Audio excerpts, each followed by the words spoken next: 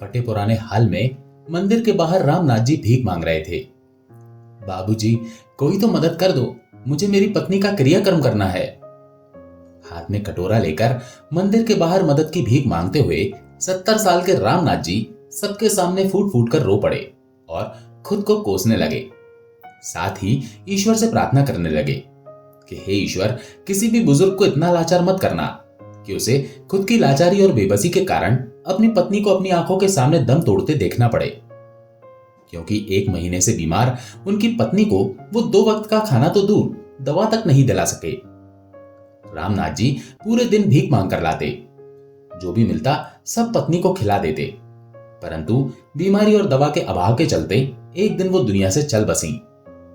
आज ये वही दिन था जब रामनाथ जी मंदिर के बाहर भीख मांग रहे थे पत्नी के अंतिम संस्कार के लिए, लेकिन किसी ने उनकी मदद नहीं की। बेचारे रामनाथ जी पत्नी के क्रियाकर्म के लिए 2 दिन से लोगों से भीख मांगकर पैसा इकट्ठा करने में लगे थे। अगर कोई भी नेक दिल इंसान उनकी इस हालत को देख ले तो उसका कलेजा फटकर बाहर आ जाए। रामनाथ जी नम आंखों से वहां खड़े कभी तेज घिराई घटा को देखते तो कभी जेब में पड़े थोड़े से पैसों को देखकर सोचते, इनसे क्या होगा, इतने से पैसों से कैसे मैं अपनी कविता का अंतिम संस्कार करूंगा। ये सोचते हुए वो बार बार मंदिर जाते और लोगों के आगे हाथ फैलाकर भीख मांगते। आज फिर से इस आंधी बरसात ने उन्हें वो दिन याद दिला दिया था जब तेज आंधी में तिरपाल के एक हिस्से को पकड़कर बांधने की असफल कोशिश करते रामनाथ जी काफी भीग चुके थे।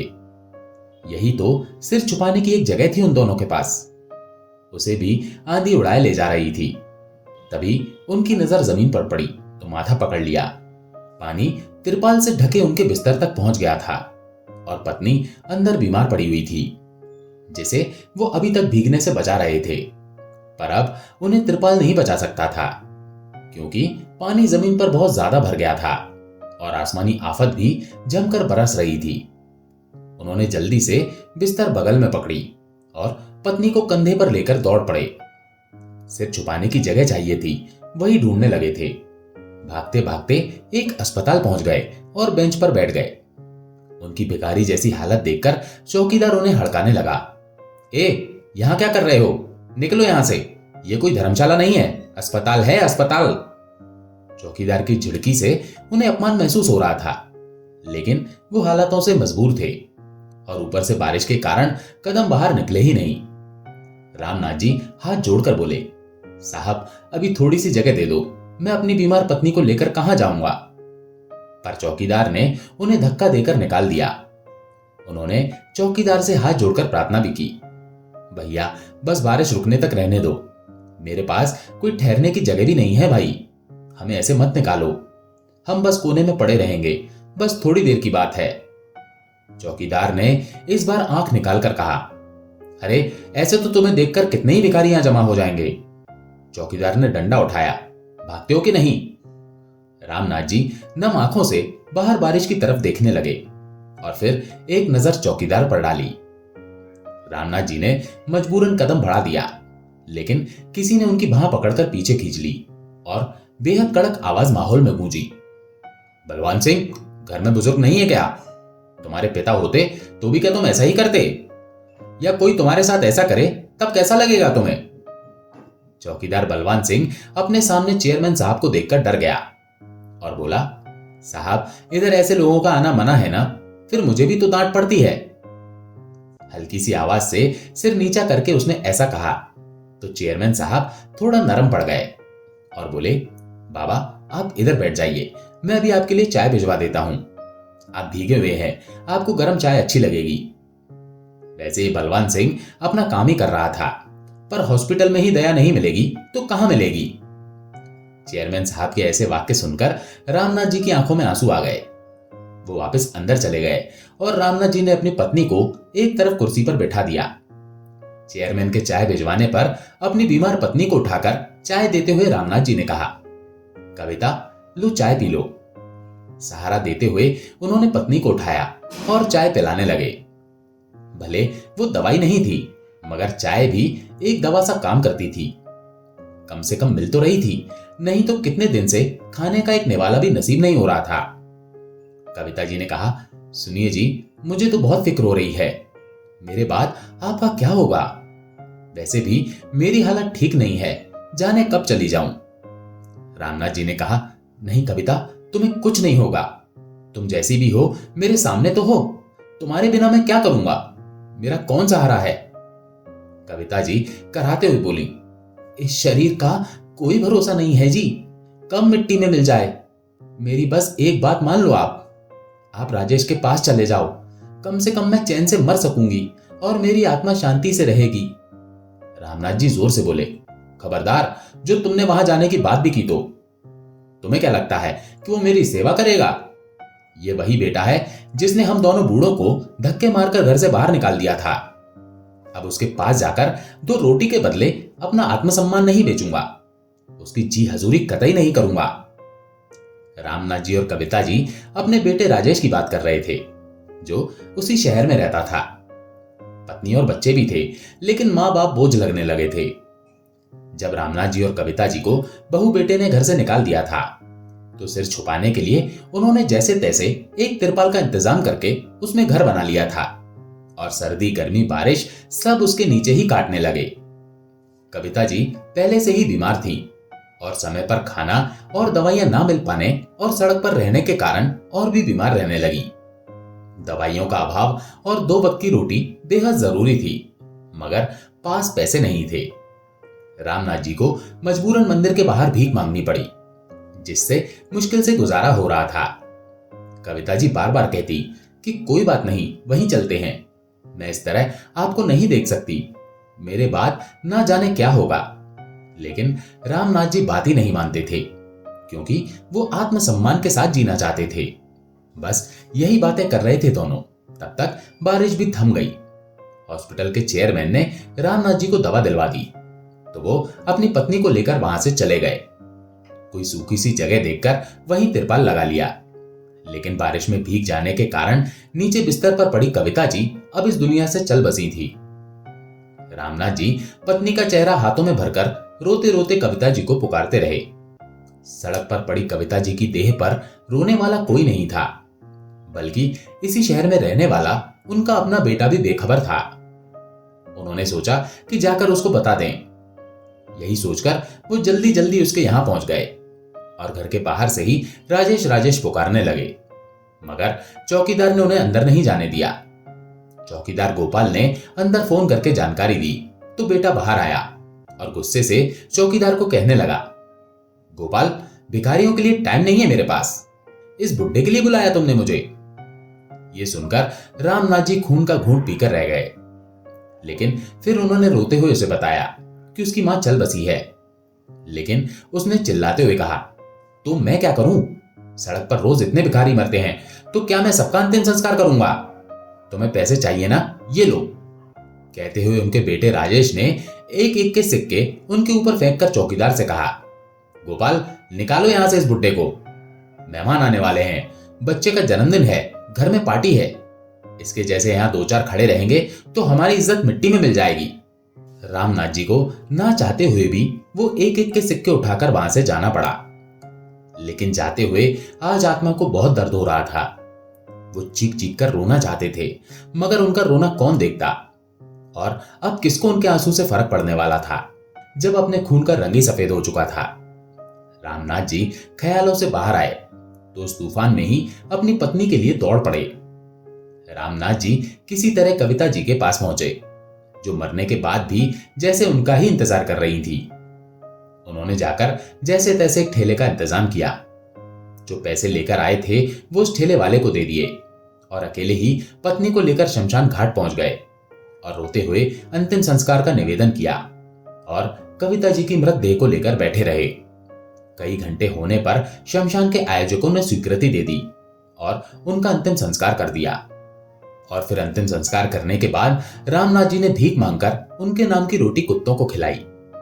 उनके अंदर की तड़प का अंदाजा कोई नहीं लगा सकता था। उनकी हालत को देखकर सभी का दिल जार जार हो रहा था। रामनाथ जी पत्नी की चिता के पास ही फूट फूट कर रोने लगे और अपनी किस्मत को कोसने लगे कि जिसका बेटा इतना संपन्न हो, उसकी मां का अंतिम संस्कार लावारिस की तरह किया जाए। कविता जी के जाने के बाद अब वो इस तिरपाल को देखते और उन्हें याद करते। लोगों की यादें घर से जुड़ी होती हैं, मगर उनकी तो इसी तिरपाल से जुड़ी थी। कविता जी के महत्वपूर्ण और आखिरी दिन उनके साथ इस तिरपाल के नीचे ही तो बीते थे। पत्नी की याद में वो वहीं 2-3 दिन भूखे प्यासे लेटे रहे। कविता जी क्या गईं, उनके साथ साथ जैसे रामनाथ जी की भूख प्यास भी मर चुकी थी। उनकी आंखों से झरझर आंसू बह रहे थे और आंखें बंद करते ही फिर से वही ख्याल दिमाग में घूमने लगे और 5 साल पहले की बातें याद आने लगी, जब उनकी छोटी सी दुनिया थी, हंसता खेलता परिवार था। एक दिन रामनाथ जी ने बेटे के रिश्ते की बात छेड़ी तो राजेश बीच में ही बोल पड़ा, पापा मैं एक लड़की को पसंद करता हूं, मुझे और कहीं रिश्ता नहीं देखना। पापा लड़की मेरी पसंद की है, पर मैं चाहता हूं आप लोग भी उसे देख लो, पसंद कर लो, उसके घर जाकर उसके घर वालों से बात कर लो। राजेश ने जेब से फोन निकालकर अपने माता पिता को लड़की की फोटो दिखाई। कविता जी को लड़की देखते ही पसंद आ गई और वो खुश होकर बोली, देखिए जी कितनी प्यारी बच्ची है, हमारे राजेश की पसंद कितनी अच्छी है। पर रामनाथ जी फोटो देखकर हामी नहीं भरना चाहते थे। उन्होंने लड़की के घर जाने के लिए बोला, जिस पर राजेश भी सहमत हो गया। कविता जी घर पर बहू आने को लेकर बहुत खुश थीं और उन्होंने अपने बेटी की शादी के बहुत सारे सपने भी देख लिए। लेकिन उनके घर जाकर रामनाथ जी हक्के बक्के रह गए। इतना बड़ा आलीशान बंगला देखकर रामनाथ जी का अंदर जाने का मन नहीं हुआ। उन्हें लगा कि शायद उनके बेटे के मन में लालच आ गया है। फिर भी राजेश का मन रखने के लिए उन्होंने अंदर जाकर सबसे बात की। लेकिन इतने बड़े घर से रिश्ता जोड़ना और अपने बेटे की शादी करने का उनका बिल्कुल मन नहीं था। लड़की के घर वालों ने भी राजेश के माता पिता को कोई इज्जत नहीं दी और वो सारा समय राजेश से ही बात करते रहे। वहां बैठकर उन दोनों को बहुत ही अपमानित महसूस हो रहा था। लेकिन वो लोग राजेश की खातिर झूठी मुस्कान लिए वहां पर बैठे रहे। घर आकर उन्होंने राजेश से इस शादी का विरोध किया और कहा, हमारा और उनका कोई मेल नहीं है बेटा, इस लड़की को छोड़ो, कहां वो लोग और कहां हम। सिर ऊंचा करके चलना ही अच्छा होता है, न कि सिर झुकाकर। लेकिन राजेश की आंखों पर तो पैसे वाली लड़की के नाम के पर्दे पड़े हुए थे। उसने कहा, पापा क्या हुआ, पैसे वाले हैं तो लड़की तो अच्छी है। रामनाथ जी ने समझाया, बेटा वो लड़की हमारे घर में कभी नहीं निभा पाएगी। उसके शौक बड़े होंगे जो तुम पूरे नहीं कर पाओगे, क्योंकि तुम्हारी कमाई उनके बराबर नहीं है। फिर उसके घर से उसकी जरूरतें पूरी होंगी, आखिर उनका एहसान कितना सह पाओगे तुम। राजेश बोला, तो क्या हुआ पापा, सब लड़की वाले अपनी लड़की को देते हैं, वो ले आएगी तो क्या हो जाएगा, बाकी मेरे लिए तो अच्छा है और आप लोगों के अरमान भी पूरे हो जाएंगे, कोई कमी नहीं रहेगी। राजेश को ऐसा कहते हुए रामनाथ जी देखते रह गए। रामनाथ जी जोर से दहाड़े, क्या यही परवरिश दी थी मैंने तुझको, विश्वास नहीं होता कि तू मेरा खून है। इतना कहते हुए जैसे ही उनका हाथ हवा में उठा तो कविता जी ने रोक लिया। अरे ऐसा मत कीजिए, जवान बेटे पर कोई हाथ उठाता है, आप शांत हो जाइए, उसकी पसंद की लड़की है, उसकी मर्जी है, जवान लड़का है, उसे रोकने वाले भला हम कौन होते हैं, जो हो रहा है वो ठीक है। रामनाथ जी को लेकर कविता जी कमरे में गई और कहने लगी, देखिए जी ज्यादा जोर जबरदस्ती करेंगे तो वो हमसे अलग हो जाएगा, मगर शादी तो उससे ही करेगा। इससे तो अच्छा है कि जैसे भी हो बेटा हमारे पास रहे। कविता जी की बात रामनाथ जी को सही लगी और उन्होंने अपना गुस्सा काबू कर लिया और कुछ दिन बाद शादी हो गई और लड़की खूब सारे दान दहेज और महंगी कार के साथ घर आ गई। अब राजेश प्रिया के आगे पीछे ही घूमने लगा। दोनों पूरा दिन घूमते और बाहर खाते पीते। एक दिन कविता जी ने कहीं जाने की इच्छा जताई तो राजेश ने मन मारकर हामी भर दी। जैसे ही रामनाथ जी और कविता जी कार में बैठे तो प्रिया जोर से चिल्ला पड़ी, राजेश मेरा कोई स्टेटस है कि नहीं, इन भिखारियों को जहां जाना है ऑटो से चले जाएं, इतनी महंगी कार में बैठने की औकात नहीं है इनकी। बहू की बात सुनकर कविता जी तुरंत उतर गईं और रामनाथ जी कुछ कहने के इरादे से उतरकर आगे बैठे राजेश के पास गए और कहा, बेटा यही दिन दिखाना बाकी रह गया था, अब तेरे माँ बाप भिखारी हो गए। आंखों में आंसू भरे रामनाथ जी ये कहकर घर में वापस चले गए, पर राजेश को रत्ती भर भी फर्क ना पड़ा। कविता जी पास बैठी उनके आंसू पोंछती रही, पर रामनाथ जी चाहकर भी अपने आंसू न रोक सके आज उनके आत्मसम्मान को गहरी ठेस लगी थी, लेकिन बेटे ने सब दरकिनार कर दिया था। नई आई बहू हर रोज उन्हें भला बुरा कहकर उन्हें गरीब होने का ताना मारती, लेकिन राजेश जैसे चिकना घड़ा था, ना ही उसमें कोई आत्मसम्मान बाकी बचा था, ना ही मां बाप की इज्जत की उसे कोई परवाह रही थी। वो पैसे के लालच में अंधा हो चुका था। आए दिन प्रिया के घर से भर भर कर सामान आता और राजेश फूले नहीं समाता था। प्रिया ने कविता जी और रामनाथ जी को जैसे घर का नौकरी बना दिया था। अपनी हाई प्रोफाइल सहेलियों के सामने उन्हें नीचा दिखाती, उनसे नौकरों की तरह बर्ताव करती। दोनों की ही उम्र 60 से ज्यादा हो गई थी और अब उनके शरीर में उतनी ताकत नहीं थी, लेकिन प्रिया को उससे कोई लेना देना नहीं था। वो बस उन पर हुक्म चलाकर खुद महारानी बनी रहती थी। एक दिन तो दोनों पर जैसे आसमानी टूट पड़ा, जब एक गिलास टूटने पर प्रिया ने चीखते हुए कहा, अरे ये कांच के गिलास कैसे टूट गए? तुम्हारी तो औकात नहीं है इतने महंगे गिलास इस्तेमाल करने की। मेरे घर से आए तो तोड़ डाले। एक गिलास की कीमत 200 रुपए है। कौन देगा? बोल बुढ़िया, कौन देगा? कहते हुए प्रिया ने कविता जी के बाल कसकर पकड़ लिए तो रामनाथ जी उसे छुड़ाने लगे और बोले, बेटा इसको छोड़ दो, ये गिलास इससे नहीं मुझसे टूटा है। प्रिया के तेवर ये सुनकर और भी तीखे हो गए। अच्छा, तो ये बुढ़िया से नहीं बुड्ढे से टूटा है, तो फिर मुझे बुड्ढे की खबर लेनी चाहिए। प्रिया ने आव देखा ना ताव और रामनाथ जी की कमर में बाथरूम से वाइपर उठाकर ताबड़तोड़ मारना शुरू कर दिया। कविता जी ने कसकर वाइपर पकड़ा और कहने लगी, बहू कुछ तो शर्म करो, ये ससुर हैं तुम्हारे। मेरे सामने तुम इन्हें कैसे मार रही हो? कुछ तो होश संभालो। प्रिया ने ताली बजाते हुए जोर से कहा, वाह वाह वाह, एक को कुछ कहो तो दूसरा बचाने आ जाता है। वाह, लैला मजनू हो तुम दोनों तो। इतना तो राजेश भी मुझसे प्यार नहीं करता। कविता जी ने तुरंत कहा, हाँ, क्योंकि वो तुमसे नहीं तुम्हारे पैसों से प्यार करता है। ये बात प्रिया को बुरी तरह से चुभ गई और उसने तुरंत राजेश को फोन कर ऑफिस से घर बुला लिया। राजेश ने घर आकर पूछा, क्या हुआ?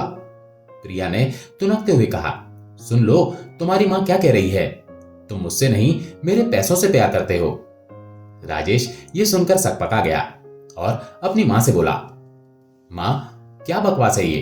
क्या क्या झूठ बोलकर इसके कान भरने की कोशिश कर रही हो? चैन से 2 रोटी नहीं खा सकते क्या आप लोग?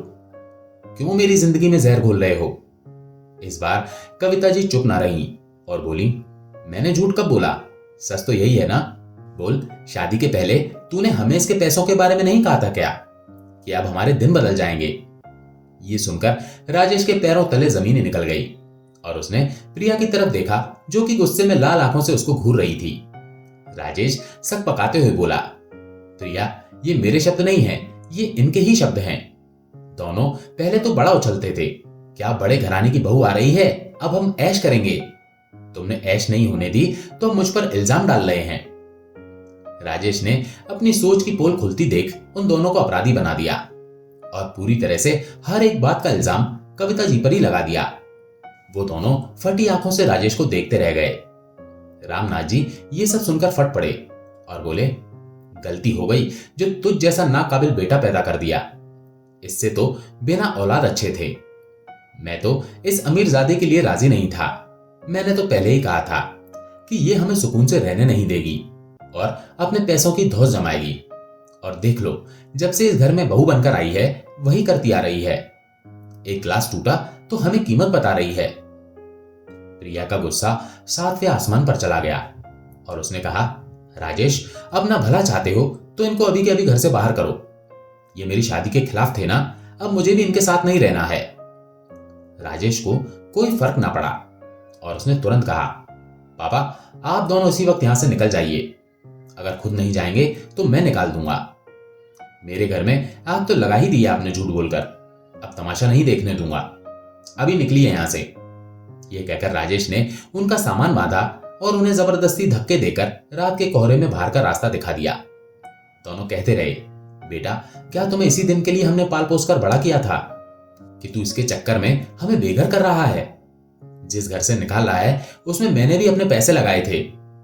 इस पर राजेश ने कहा, तो आपने मुझे दिया ही क्या है? इस घर में कुछ पैसे लगाकर एहसान दिखाते शर्म नहीं आती आपको? इस बुढ़ापे में कहां लेकर जाओगे पैसे? पैर तो कब्र में है। अब बाकी की जिंदगी गुजार लेना कहीं और। यहां शक्ल दिखाने कभी मत आना। मिल जाओगे तो पहचानूंगा भी नहीं। ये शब्द रामनाथ जी के दिमाग पर हथौड़े की तरह पड़ रहे थे, जो उनके आंसू सूखने ही नहीं दे रहे थे। दोनों घर से बाहर निकल गए। कड़ाके की ठंड और बेहिसाब कोहरे में दोनों एक दूसरे का हाथ पकड़े चलते जा रहे थे। हथेलियों में गर्माहट का एहसास हो रहा था। दोनों शॉल में दुबके हुए चलते चलते एक पार्क के बाहर पड़ी बेंच पर बैठ गए। इतनी हाड़ कपा देने वाली सर्दी में दोनों ने एक दूसरे से सटकर रात वहीं काट दी। सवेरा हुआ और दोनों जाग गए। लोगों की आवाज सुनकर दोनों वहां से निकलकर सड़क पर आ गए। किसी को तिरपाल लगाए देखकर रामनाथ जी को भी वही सूझा और उन्होंने पास पड़े थोड़े से पैसों से एक तिरपाल खरीद लिया। अब वही सड़क का किनारा उनका आशियाना बन गया था। अतिक्रमण वालों द्वारा यहां से हटाए गए तो दूसरी जगह अपनी छत यानी कि तिरपाल लेकर चले गए। लेकिन थोड़ा समय ही बीता था कि कविता जी बीमार रहने लगी। रामनाथ जी जहां भी किसी मंदिर में खाना बढ़ता हुआ देखते तो वहां से खाना ले आते और इस तरह अपना और अपनी पत्नी का गुजारा कर लेते। किसी ने एक बार भीख दे दी तो भीख मांगना ही शुरू कर दिया। मन बहुत तड़पा, लेकिन उनको कविता जी का ख्याल रखना था और इसी कारण उन्होंने भीख मांगने में भी शर्मिंदगी नहीं की। अंततः कविता जी इस तिरपाल के नीचे ही चल बसी, लेकिन बेटा अंतिम कंधा देने तक भी नहीं आया। वो सब कुछ ऐसे याद आ रहा था जैसे कल की ही बात थी। रामनाथ जी की आंखों से आंसू अभी भी बह रहे थे। मुसीबतें कम नहीं थी और जिंदगी ना जाने कितनी लंबी थी। एक एक दिन पहाड़ जैसे कटते थे। रामनाथ जी अचानक से ख्यालों से बाहर आए। आंखें खोली। पत्नी के जाने के 2 दिन बाद उन्हें होश आया। देखा कि उनका बाकी सामान तो इस बारिश के पानी में बह गया था। बस सामान के नाम पर थोड़ा सा रसोई का सामान बचा था, जिसमें कुछ एक बर्तन और एक चूल्हा था, जिसके धुएं में कविता जी खांसती रहती थी। कुछ कपड़े और एक संदूक था, लेकिन बाकी जमा पूंजी बह गई थी। शुक्र है मैंने कविता की फोटो पहले ही उठा ली थी। कम से कम ये तो भीगने से बच गई। सुबह हो चुकी थी। रामनाथ जी उठते ही सामान उठाकर निकल पड़े और नम आंखों से अपने आशियाने की तरफ देखने लगे। उनका मन नहीं हो रहा था इस जगह को छोड़कर जाने का, क्योंकि यहीं पर कविता जी ने उनकी बाहों में दम तोड़ा था। उन्हें अभी भी ऐसा ही लग रहा था कि कविता जी तिरपाल के अंदर ही हैं, लेकिन अगर यहां रहेंगे तो उन्हें हमेशा कविता जी की याद सताती रहेगी। यही सोचकर वो यहां से निकलकर कहीं और चले गए। उन्हें कुछ याद आया और अपना सामान लेकर वो वहीं पहुंच गए। ये कोर्ट के बाहर की एक जगह थी, जहां एक साइड पैदल पथ पर लोग भी रहते थे। रामनाथ जी को खाली जगह मिल गई थी। उन्होंने वहां जैसे तैसे तिरपाल लगाई और अपनी छत तैयार कर ली। यहां बहुत लोग आते थे और खाने पीने की दुकानें भी काफी थीं। रामनाथ जी ने कुछ काम करने के बारे में सोचा, लेकिन डर था कि कोई उन्हें यहां से हटा न दे। रामनाथ जी ने कुछ दिन और भीख मांग करके पैसे इकट्ठे किए और चाय बनाने का छोटा सा इंतजाम कर लिया। पहले तो सारे पैसे कविता जी के स्वास्थ्य पर खर्च हो जाया करते थे, मगर अब उन्हें सिर्फ अपने लिए करना था। पहले तो उनकी चाय को किसी ने नहीं पिया, लेकिन फिर कुछ दरिया दिल लोग दया भाव से उनके पास चाय पीने आने लगे। उनका चाय का काम अच्छे से चलने लगा और भीख मांगने का काम बंद हो गया। तिरपाल की जगह अब बढ़िया टीन शेड लग गया था और बैठने के लिए कुर्सियां भी रख ली थी। बढ़ती आमदनी से उनके काम करने का जोश बढ़ने लगा था। तभी एक दिन कोर्ट के मेन गेट से बाहर से आवाजें आने लगी और भीड़ इकट्ठी होने लगी। रामनाथ जी चाय बनाने में व्यस्त थे, तो उन्हें देखने का मौका ही नहीं मिला कि माजरा क्या है। पास बैठे लोग बातें कर रहे थे। यार, आजकल शादी कुछ टाइम बाद तमाशा बन जाती है। देखो ना, मियां बीवी कोर्ट तक आकर भी कैसे बिल्लियों की तरह लड़ रहे हैं। क्या पता कौन है, लेकिन हमारा तो मनोरंजन हुआ ना। अब दोनों मुकदमे करेंगे एक दूसरे पर और बीवी महिला होने के नाते जीती जाएगी। बेचारा आदमी। रामनाथ जी को समझ नहीं आ रहा था कि इन बातों का मतलब क्या है। घर का तमाशा बाहर आ जाए तो लोग ऐसे ही चटकारे लेते हैं। जाने कौन बेचारे परेशान होंगे। रामनाथ जी 1.5 घंटे बाद काम खत्म करके आराम से बैठे ही थे कि फिर से उधर से आवाजें आने लगी। रामनाथ जी देखने के इरादे से उठकर गए और जाकर देखा तो हैरान रह गए। उनकी आंखें चौड़ी हो गई। वो भीड़ में छुपकर देखने की कोशिश करने लगे, क्योंकि ये कोई और नहीं बल्कि इनके बेटे बहू ही थे। प्रिया दहाड़ती हुई कह रही थी, मैं देख लूंगी तुम्हें, मेरे पैसों के लालच में आकर और मुझे फंसाकर मुझसे शादी कर ली। मैं भी अंधी थी जो देख नहीं पाई, और आज तक मेरे घर वाले तुझ जैसे भिखारी को पैसे दे रहे थे। कामचोर कहीं का, सारा दिन घर में बैठकर मुफ्त की रोटियां तोड़ता है। उनके टुकड़ों पर पलने वाला कुत्ता है तू। जो अपने माँ बाप का नहीं हो सका वो मेरा क्या होगा। सामने खड़ा राजेश उससे हाथ जोड़कर विनती कर रहा था कि इस तरह सबके सामने मुंह संभाल कर बात करो, लेकिन वो वही काट रहा था जो उसने बोया था। दोस्तों, अगर उसने प्रिया को पहले ही संभाला होता और अपने माँ बाप की बात मानी होती तो शायद ये दिन देखने नहीं पड़ते। प्रिया जितनी भी गलत रही हो, मगर आज वो सही थी। राजेश हमेशा गलत था और उसे अपनी ही गलतियों के कारण ये दिन देखने पड़ रहे थे। प्रिया सबके सामने उसका अपमान कर रही थी और राजेश उसे मनाने की कोशिश कर रहा था। उसके ना मानने पर राजेश ने उससे कहा, चलो बैठकर बात करते हैं, एक बार मेरी बात सुन लो।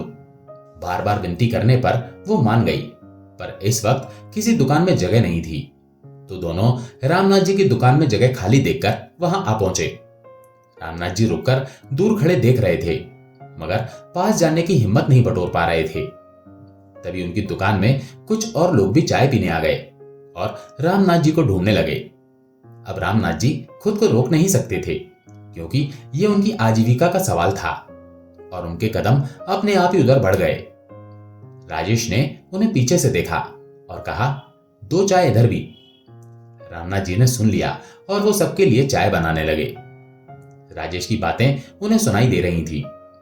राजेश गिड़गिड़ाते हुए कह रहा था, प्रिया, मिलकर हल निकालते हैं ना।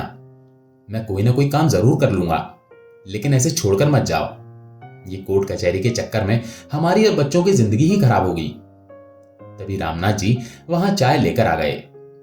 जैसे ही उन्होंने चाय रखी तो प्रिया की नजर उन पर पड़ गई। प्रिया उन्हें हैरानी से देखने लगी।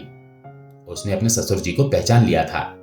राजेश ने देखा कि प्रिया का ध्यान उसकी बातों पर ना होकर कहीं और है। उसने उधर देखा तो कुर्सी से खड़ा हो गया। पापा, आप?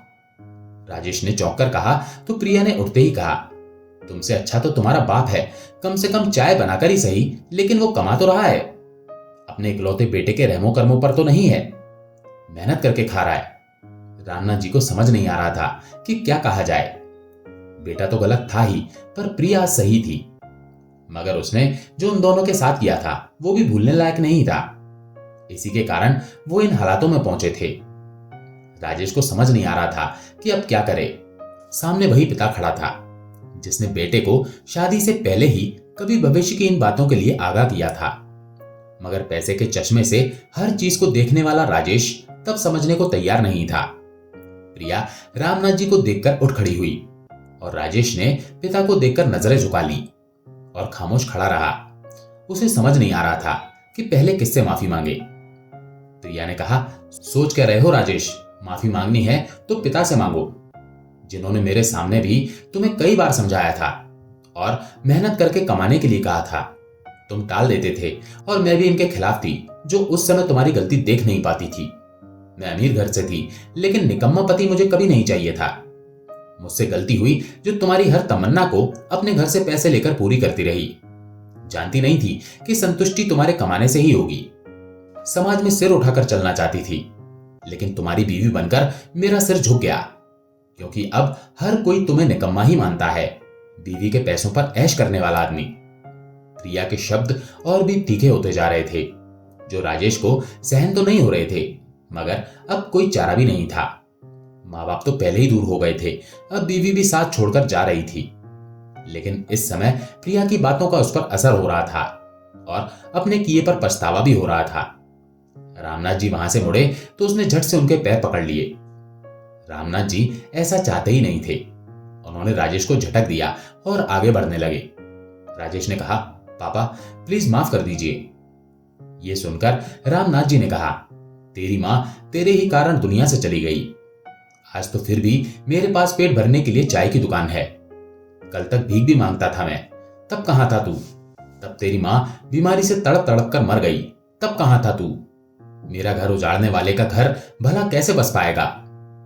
बद्दुआ बुरी चीज होती है बेटा, जो मैंने इतनी दुखी होकर भी तुझे नहीं दी, मगर भगवान को जरूर बुरा लगता है और फिर वो सब हिसाब करता है। रामनाथ जी ये सब कहते हुए आंसू नहीं रोक पाए और प्रिया भी इसका एहसास कर रही थी। प्रिया तुरंत आगे बढ़ी और माफी मांगने लगी।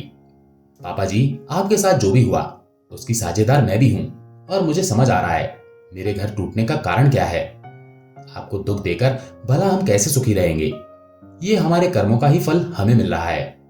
रामनाथ जी ने कहा, तुझे तो मैं फिर भी माफ कर सकता हूं, लेकिन अपने खून को कैसे माफ करूं जिसमें मैंने खुद संस्कार भरे थे और इसने उनकी धज्जियां उड़ा दी। भले ही मैं माफ कर दूं, कविता कैसे माफ करेगी? रामनाथ जी के आंसू अब लगातार बह रहे थे और राजेश सिर झुकाए अपने आंसू पोंछ रहा था। रामनाथ जी ने कहा, काश उस दिन अपनी मां को कंधा देने ही आ जाता, तो भी मैं इसको माफ कर देता। वो बेचारी बीमारी से तड़पती हुई ही मर गई, जिसे कंधा देने वाला कोई नहीं था, जिसके अंतिम संस्कार के लिए भी मुझे शमशान में भीख मांगनी पड़ी। रामनाथ जी कहते कहते पास पड़ी कुर्सी पर बैठ गए, क्योंकि इतने दुख में पैरों की ताकत जैसे खत्म हो गई थी और वो जवाब दे रहे थे। राजेश ने अपना सिर उनके कदमों में रख दिया और बेतहाशा रोने लगा। उसके अपने किए का पछतावा अब आंसू बनकर निकल रहा था, लेकिन अब इतना कुछ बीत जाने के बाद माफी मिलना नामुमकिन था। रामनाथ जी ने कहा, मैं तुम्हारे लिए अब कुछ नहीं कर सकता।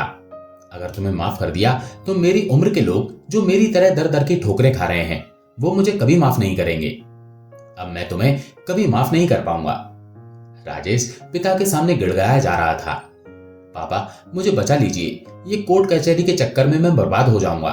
पापा प्लीज मुझे पश्चाताप करने का एक मौका दीजिए, वरना जीते जी मर जाऊंगा।